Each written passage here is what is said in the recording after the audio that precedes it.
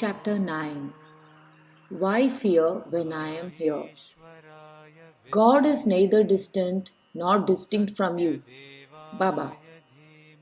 During the time when Sri Kasturi took up permanent residence in Prashanti Nilayam, Swami used to visit the homes of residents who were then only a few. Thus, those residents could often share the blissful company of Bhagavan. During one such visit to Kasturi's home, Swami asked Srimati Kasturi to sing a song. She sang a Kannada song composed by herself. Ninnu nambi bande enne kai bidadiru gana mahime sai nata. My father Sai, I have come to you in the fullest faith that you will protect me. Please do not let go of my hand. After she finished, Swami replied to her with his own song composed in Tamil, which was her mother tongue. விரும்பும் முன்னே தருவாரே சாய்பாபா வேண்டும் முன்னே தருவாரே. Why fear even before you ask? Sai Baba showers boons. Even before you pray, he runs to you to give protection. How sweet, how simple, and how captivating is God's wonderful answer to his devotees' prayer. This answer is meant not merely to the lady Srimati Kasturi. It is most certainly addressed to each and every single person in the wide world who is afflicted, distressed, and suffering. More than that, it is addressed to everyone in the entire universe.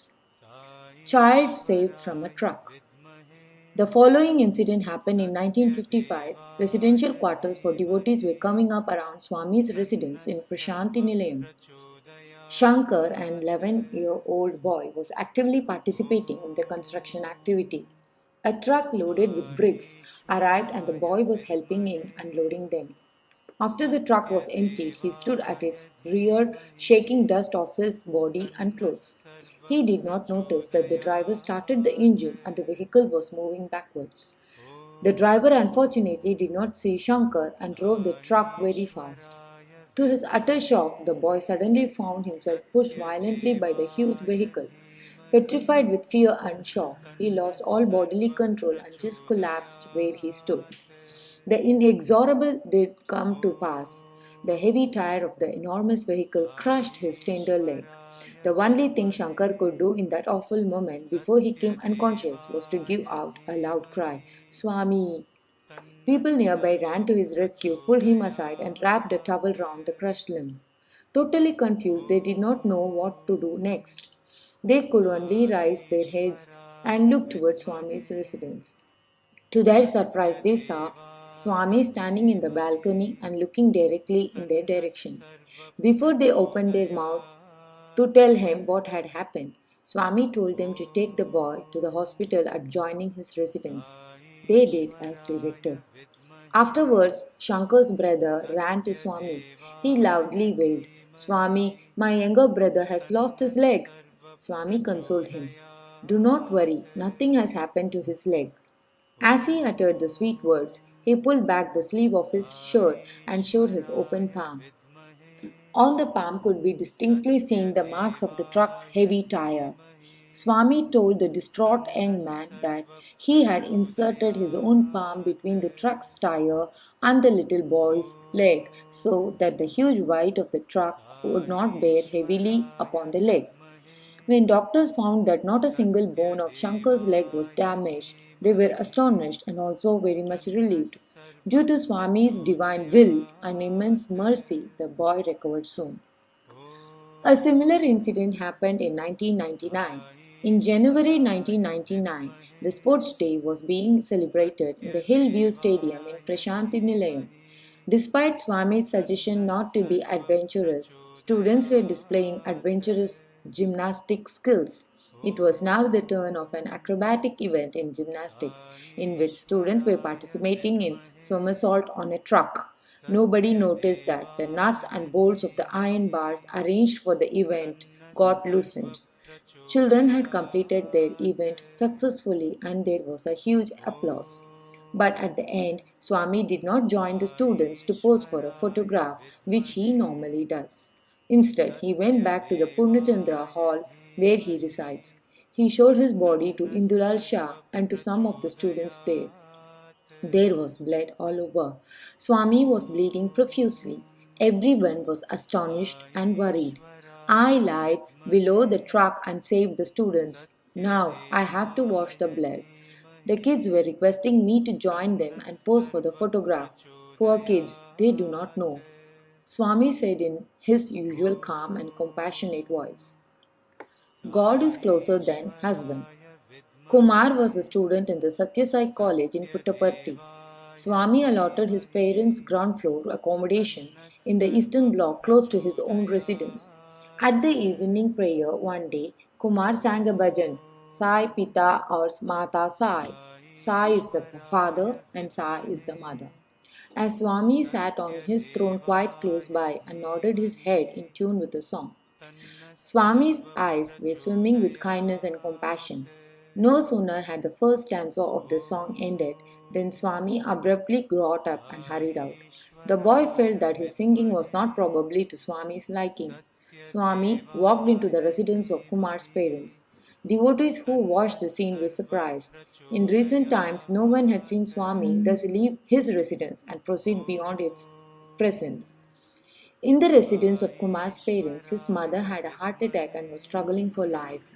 Baba hastened into the house, gave her a glass of water, and materialized Vibhuti for her. After a few words of solace and encouragement to the lady, he returned to the bhajan hall and resumed his throne. Just then, Kumar's bhajan song was coming to a close. When it was over, Swami spoke to Kumar. Do you know why I hurried out? Your mother was on the verge of dying, and I went to save her. Here you were singing, You are the father, you are the mother. How could I sit here enjoying your song when your mother was in agony there? I had to reach her urgently and save her. The lady's husband was all the time present in the bhajan hall among the devotees. His son too was there singing. All the same, only God could rescue the suffering lady. God undoubtedly is the closest and the most intimate of one's kith and kin, closer than even husband. God is closer than mother. Swami was to give a discourse in the SAP Kalyana Mandapam marriage hall in Madras, now known as Chennai. Thousands of eager devotees gathered to have his darshan and to hear his inspiring words. His divine form filled them with bliss. After darshan, Swami spoke in Telugu.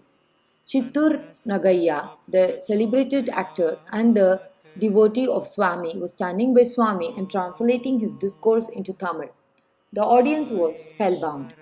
They were imbibing the honey-sweet speech, avidly savoring every drop of it. They forgot themselves in happiness at hearing the divine words of their beloved Bhagavan. Suddenly, a small baby, barely a year old and lying in his mother's lap, began to wail loudly. The audience was distracted. Their engrossing spell of bliss was ruined. All eyes turned towards the crying baby who was the cause of the disturbance. A few seconds passed. Everyone saw Swami on the dais gently smiling. He extended his open palm towards the crying child in the Abhaya mode, a gesture denoting assurance of protection, but suddenly closed it into a tight fist. That very moment, the child fell silent. None could gauge the reason why the baby suddenly started wailing and why he equally suddenly stopped crying.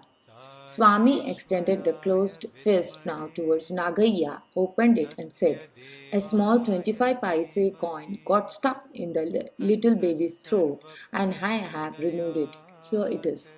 Sri Nagaya was completely overcome by emotions of surprise and happiness and immediately announced it over the microphone. The enraptured audience exploded into wild applause. Even though the little baby was right in her own lap, the poor mother did not know what had gone wrong with her child.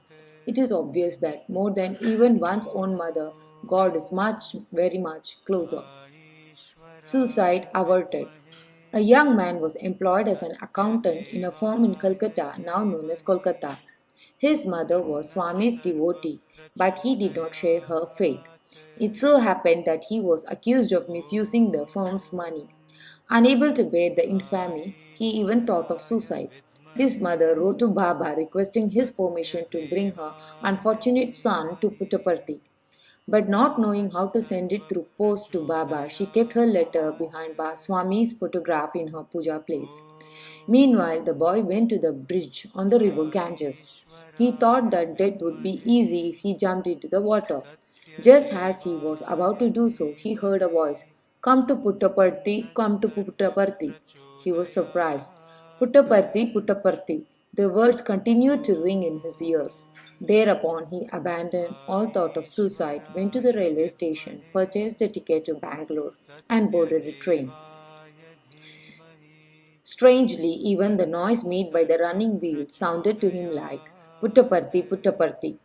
When the train moved fast, the words sounded fast. When the wheels were slow, the words too were slow.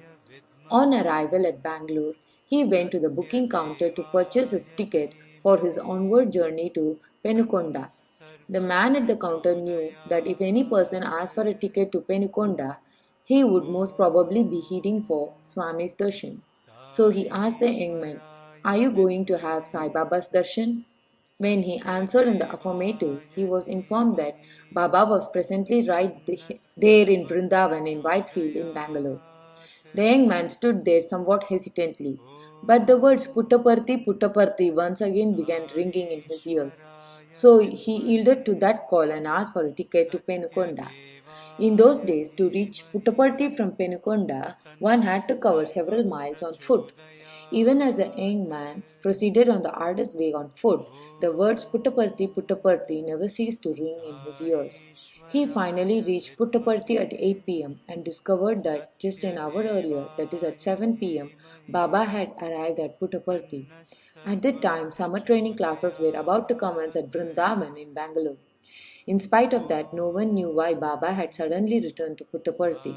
When devotees inquired on this point, Baba explained, "Students who would be arriving at Vrindavan for the summer classes have to be fed. I have come here to collect rice and take it to Vrindavan."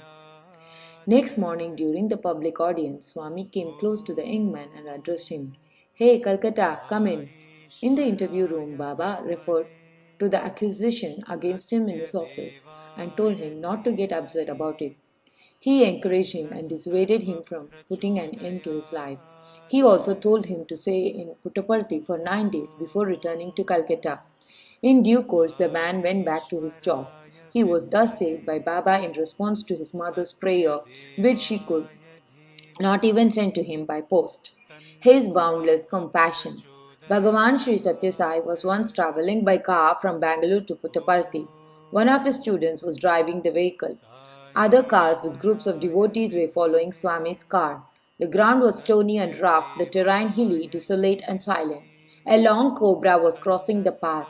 The student driver of Baba's car noticed it from a distance. He could not, however, make up his mind whether to stop the car to save the cobra or to run over it. He looked back in the rear seat of the car and found Swami in Yoga Mudra, deep contemplation. He thought, "Swami is fast asleep. If the car were to be suddenly brought to a halt, his sleep would be disturbed." Therefore, he sped forward and ran over the cobra. After arriving at Prashanti Nilayam, the student alighted from the driver's seat, ran and opened the rear door from Swami. Swami got down and proceeded towards the veranda of his residence. The student was intrigued to find a white smear of mud like a broad strip on the back of Swami's robe. He said, "Swami, your garments are soiled on the back." Swami's reply was, "A little while ago I had to go below the car's tire in order to save that poor cobra." Om Shri Satya Sai Parabrahmani Namaha. Om Shanti Shanti Shanti. End of chapter 9. Om Sai Ishwaraya Vidmahe Satya Devaya Dhimahi Tanna Sarva Prachodayat.